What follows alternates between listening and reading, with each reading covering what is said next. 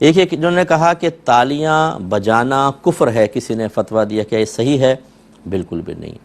یہ میں نے آپ کو بارہا کہا، دیکھیں سب سے پہلے تو جس نے کہا نا کہ کفر ہے، آپ میری طرف سے اس سے کویسچن کیجئے گا کہ بتاؤ کفر کی تعریف کیا ہے، یہ بتاؤ۔ انشاءاللہ نہیں بتا سکے گا وہ۔ کفر التزامی، کفر لزومی کی تعریف اس سے معلوم کریں۔ یہ خواہ ہر ایک کو یہ کافر کافر کافر، مشرک مشرک مشرک، بدعتی بدعتی بدعتی، یہ ہر ایک کے زبان پر آ گیا، اور حقیقت معلوم کریں۔ اور اس طرح شرک شرک شرک، شرک کسے کہتے ہیں؟ شرک کی صحیح تعریف معلوم ہو تو معصوم مسلمانوں کو، انوسینٹ مسلمانوں کو کوئی بھی مشرک نہ کہے، لیکن تعریف پتہ نہیں ہوتی، بس سیکھ لیتے ہیں۔ سارے مسلمان شرک کر رہے ہیں صاحب، مزار پہ جا رہا ہے وہ شرک کر رہا ہے، جو صلاۃ والسلام پڑھ رہا ہے شرک کر رہا ہے، جو یا رسول اللہ کہہ رہا ہے شرک کر رہا ہے۔ کتنے لوگ مجھے ملے ہیں کہ جی یہ شرک کر رہے ہیں، اب میں بٹھاتا ہوں، میں بڑے پیار سے پوچھتا ہوں بتائیے شرک کی تعریف کیا ہے؟ شرک فی الذات کیا ہے؟ شرک فی الصفات کیا ہے؟ ذرا مجھے بتائیے، یہ ہمیں تو معلوم نہیں۔ یعنی شرک کا تمہیں پتہ نہیں، اس کی حقیقت تک آپ کی رسائی نہیں، فتوے ایسے جاری کر رہے ہیں جیسے وقت کا امام اعظم آ گیا ہے۔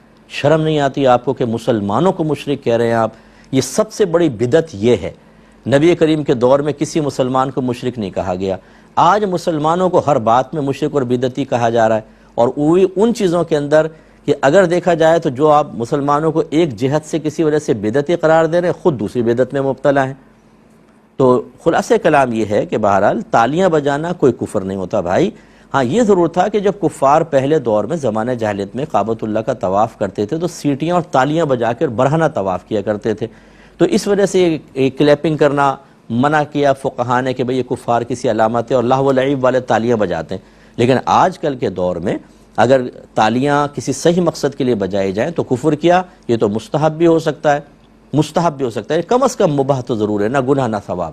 جیسے اسکول میں بچے فرسٹ آتے ہیں تو اب سب کلیپنگ کرتے ہیں اس کے اندر، اس طرح آپ دیکھیں آپ کی اسمبلی کے اندر ڈیسک بجاتے ہیں، اسی طریقے سے اور امور کے اندر کلیپنگ کی جاتی ہے، اور یہ مسلمانوں میں اتنا رائج ہو گیا ہے، خواہ کفر ہے۔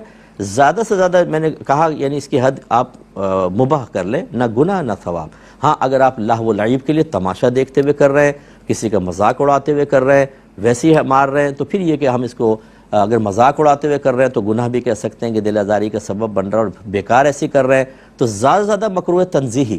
مکروہ تنزیہی کا مطلب کہ شریعت نے ناپسند کیا لیکن پھر بھی آپ گناہ گار نہیں ہوں گے، یہ اچھی طرح یاد رکھیں۔ تو یہ شرعی احکام کا تعین کرنا یہ عام آدمی کے بس کی بات نہیں ہے، کیوں اپنی آخرت کو برباد کرتے ہیں؟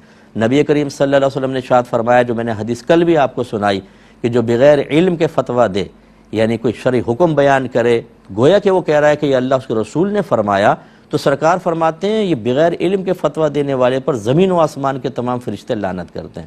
یہ میری کلپ نکال کر اس بھائی کو بالکل ادب سے دیں، اس کو ڈانٹیے گا مت کہ وہ غصے میں آ کر، کیونکہ یہ جو جاہل قسم کے ہوتے ہیں جب ان کی اصلاح کی جائے تو ان کی انانیت اتنی زیادہ ہوتی ہے، یہ قرآن کا حدیث کا انکار کر دیتے ہیں۔